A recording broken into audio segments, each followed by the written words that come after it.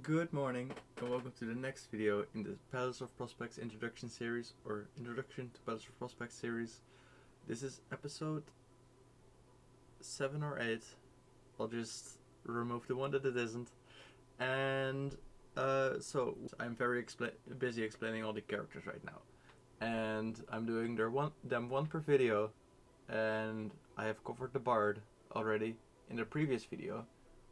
So this video gonna talk about the guide, and all of the characters have some way in which they either manipulate or use the mechanics in the game in some sense.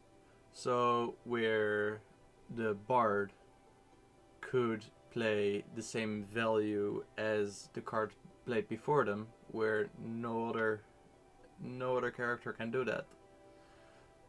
The guide can deal more damage by using the direction of play to their advantage. So its ability is Guidance.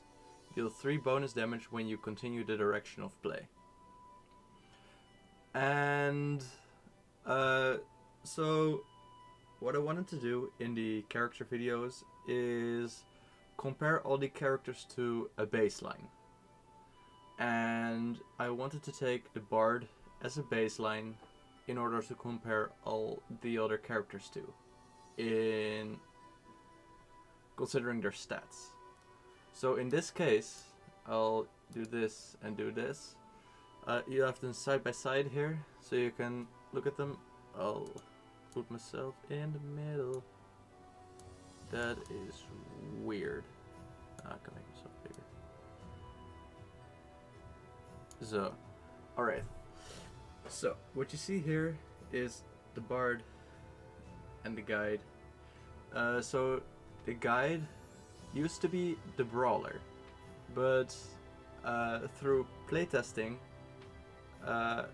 we found out that the Brawler's ability, which made it deal extra damage if you play back to the side the card came from. So if the previous card said go to the left, you had to play a card that said go to the right to deal the 3 extra damage.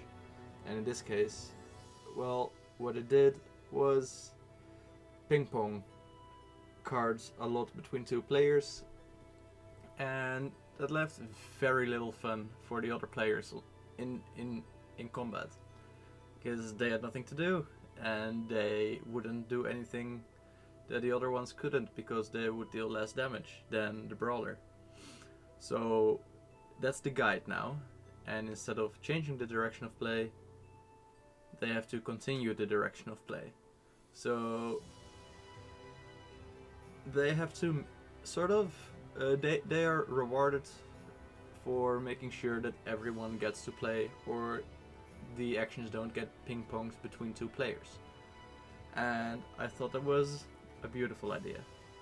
This was through a playtest with some people in Amsterdam, and it was very good feedback, because this was a real problem that just appeared whenever the Brawler would be in the game. Then let's compare the stats. So basically, the guide has most of the same stats as the Bard has, and this is what you'll see. Most of the stats for most characters will be sort of indicative to this stat line, with 6, 3, 2, large hand, and initial and velocity sort of the same. So the guide has the same hand size, as the Bard, but the initial and velocity are swapped in this case. And well, that one of the reasons for that is that the Bard actually has like one extra velocity built into, yeah, built into its ability, because it can also play the action card with the same value as the last action card. And by the way, if if you don't know what I'm talking about, still please watch the first or the second episode from this series. And if you want to know what the Bard is all about, please watch the previous episode, because there I talked about the Bard. So the guide's velocity sort of levels the playing field between the two, and does this at the cost of some initial. Yeah, but what you can see here is that it's initial where the Bard has to gain 2 points in its stats to raise it by 1, because the first time you raise the 3, it goes to this 3, and then after one more stat up, it will go to 4, which means you can start combat with 4 initial. The guide's stat will go to 3 immediately. And yeah, where the Bard goes from 2 to 3 immediately in their velocity, where the guide doesn't, but the guide goes to 7 hand size immediately after one stat raise. So, like, it really, yeah, there's a great difference between characters in how much use they get out of stat up items, like items that enhance their stats.